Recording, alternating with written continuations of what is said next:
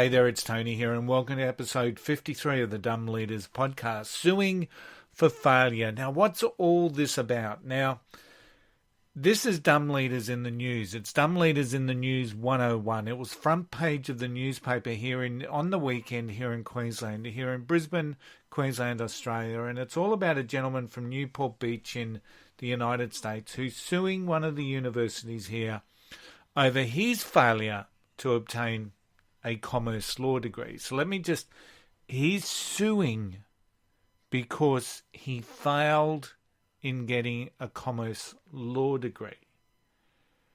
It's mind-boggling. It is absolutely mind-boggling that this would actually be part of the process, that people can now sue universities when they fail.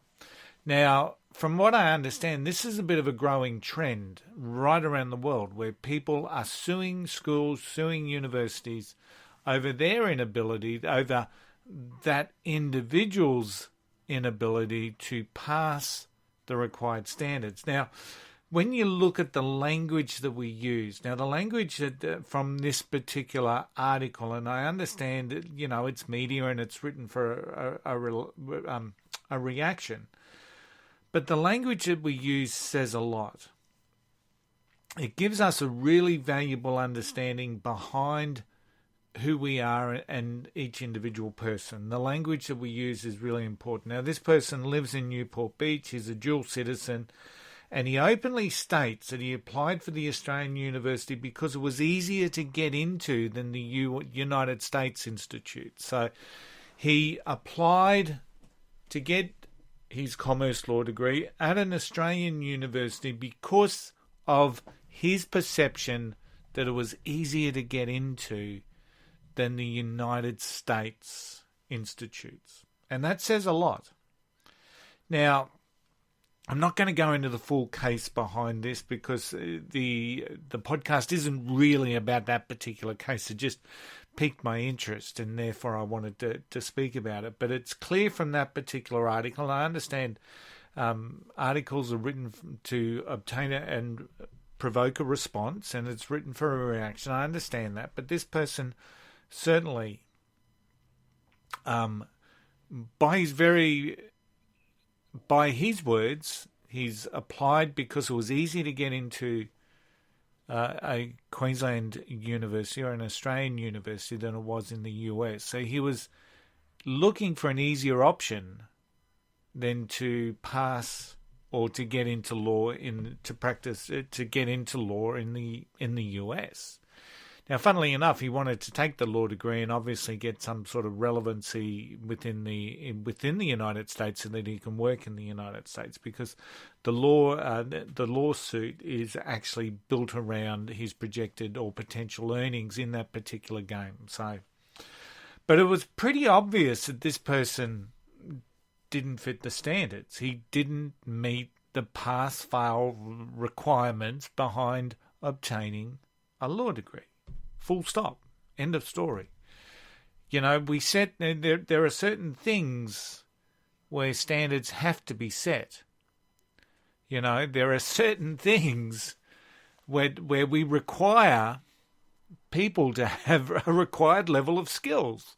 Law would be one of them. Going into surgery with someone who just maybe showed up to get into university to do any sort of doctor's degree or surgery or become qualified as a doctor. If that was just given out to anyone who just desired to show up and participate, that's concerning. There are certain things that have standards, and there are certain things that if you don't meet those standards, you cannot say that you are a lawyer, you cannot practice law, you cannot practice surgery, you can't be a dentist, you can't be a veterinarian. All of these things have standards for a reason, because there is a requirement that the people practicing this are competent in what it is that they do. And it was pretty obvious that this particular person, hadn't fit the standards, hadn't made the standards, hadn't made the requirements, and therefore didn't fit the standards needed to practice law. Full stop, end of story. And apparently this whole concept of people suing for failure is on the rise. You know, people signing up for degrees, and when they fail, they sue. I just don't understand the mindset that is driving this particular rise. You know, this particular sense of, well, if I fail, I'm going to sue. You know, that just doesn't make sense to me. And somehow I'm thinking that maybe it's the result of the participation generation. You know, because there are some things that we need standards in life. We need standards in business. We need standards in professional services. And just as the standards that you set for yourself determine the success of your life, the standards organizations and businesses set determines their success as well. Now, I can understand this concept of participation, right? And participation medals and making people feel good just for showing up, you know, and, you know, late, you know, the last couple of years I've been what I would consider a runner. I've run the New York Marathon, and we've done a whole range of other events. And when you complete a race, you get a finisher's medal. You get a finisher's medal. Now, you don't get that medal if you show up on the start line and then not complete. You have to complete the race. You have to be deemed to be a finisher. So, it's not about the participation, even though it is about the participation, but you actually have to achieve something by completing it. And I'd imagine the same thing applies with you know, law degrees, and you know, you have to complete it for starters, and then you have to hit the required standards. Now, in some of the races that we've run, there've been cut-off times. So if you don't hit the cut-off time, if you don't complete the course in the cut-off time, you don't get the finisher's medal. You don't get the participation, the reward for completing the course. So it's not a participation medal, it's a finisher's medal. And you know, because try running 42 Ks. It's a physical and it's a mental challenge. 26 miles for those listening in the US. It is a physical, it is a mental challenge. So therefore, the finisher's medal is exactly that. It's a reward for overcoming and working through and beating that challenge. It's not a medal just for showing up. You know, wanting success from just showing up is a really dumb mindset, and it's driven by expectations and it's driven by entitlement. And this is dumb leader stuff, 101. Wanting to sue someone because you failed is very much akin to pointing fingers and blame at other people when you haven't been successful. It's very much akin to that. When you point fingers and find blame and blaming others or blaming anything for the reason why you haven't been successful, that's just dumb leader stuff. That is really just dumb.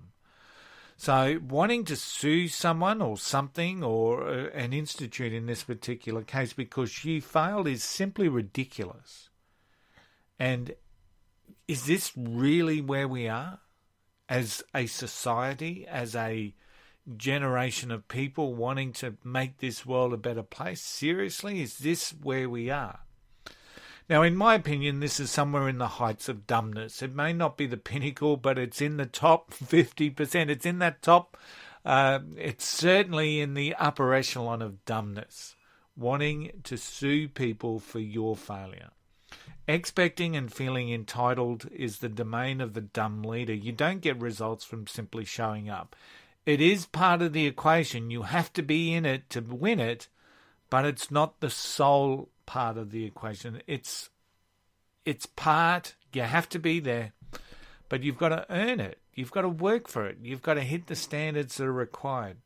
You may have got that ribbon at school or that certificate of attendance, but that doesn't qualify you from getting, in this particular case, the commerce law degree. You've got to hit the standards that are required of knowledge, skills, to pass and get your degree. Could you imagine being represented in law by someone who sort of half gets it? It's ridiculous. Now, I know that in this particular case there was the concept of adult education, which is reasonable adjustment. And yeah, I understand that. I've worked in that particular space. But that's adult education. This is a law degree. They are two vastly different things. Adult education is a building of skills and knowledge and for application. A law degree is having to pass the requirements to be able to practice as a lawyer. And you know, while I'm sure that universities go out of their way to help people in within circumstances, and help them as best as they possibly can. The reality is the standards are the standards. And that's part of what we would expect in the community, that people practicing law, people being a doctor, people being a dentist, people being a professional service provider like an accountant, has passed the required standards knowledge to be able to, and beat those expectations, to be able to practice in that particular world. Taking the easy option isn't the way to build a life, or it certainly isn't the way to build any level of success. Is this what we've come to?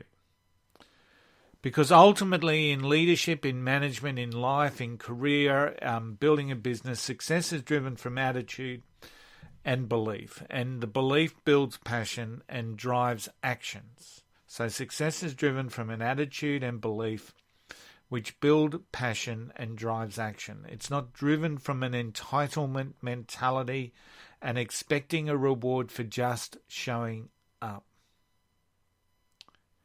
Participation may have got you a ribbon at school, but it's not going to get you a pass mark in doing a commerce law degree. It is not going to get you a pass mark in delivering success, sustainable success driven from you into your life. Hey, thanks for listening to the Dumb Leaders podcast. Please review and share if you found this podcast valuable. Don't forget to leave your feedback and your stories at dumbleaders.com. We've got a library of lessons from lousy leaders, and that continues to grow. And it's all designed to make you a better leader. Until next time, be good, be brave, be courageous. That's what we need our leaders to be. I'll see you next time.